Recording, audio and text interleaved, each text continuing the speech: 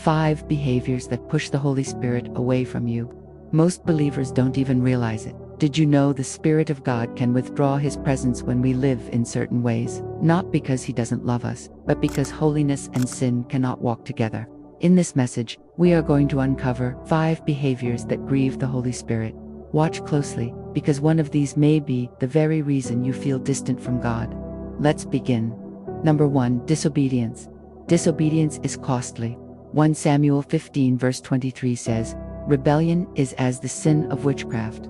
Saul spared what God commanded him to destroy, and the Spirit of the Lord departed from him. When you ignore God's voice, you silence His presence. Obedience keeps you covered, but disobedience leaves you exposed. Number 2. Worldliness. Worldliness is spiritual adultery.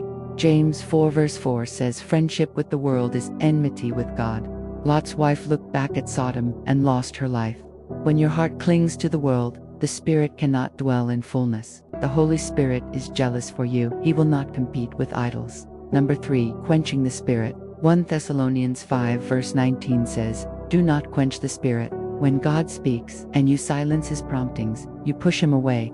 In Noah's time, people mocked the warning of the ark, and judgment came. Quenching looks small, ignoring a nudge, dismissing conviction, but it shuts the door on God's move in your life. Number 4. Neglecting worship and prayer.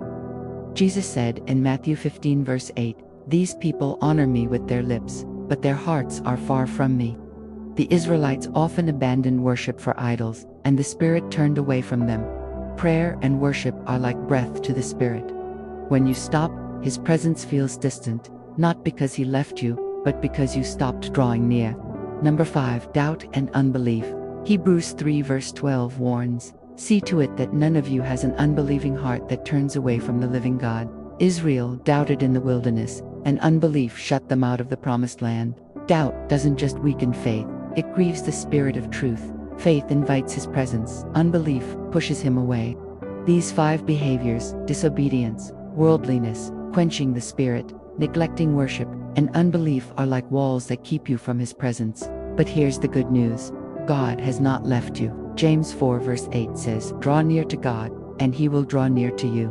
So today, choose obedience, choose holiness over worldliness, choose sensitivity instead of quenching, choose worship over silence, choose faith over doubt, and walk in step with the Spirit, because that is where true freedom and power are found.